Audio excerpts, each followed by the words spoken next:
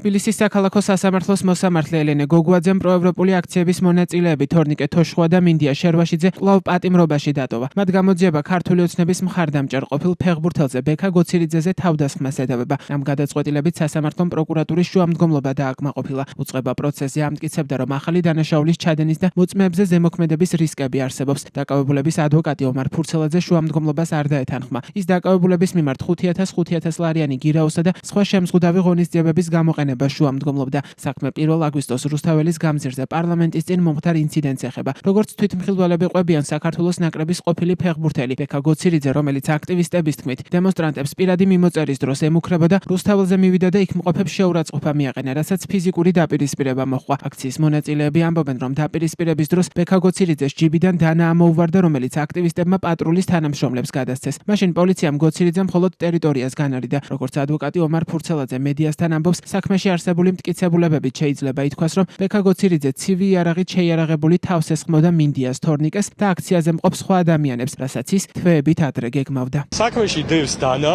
რომელიც უდაოდ ეკუთვნის ბექა გოცირიძეს, რომლითაც ის შეიარაღებული იყო უფრო მეტი.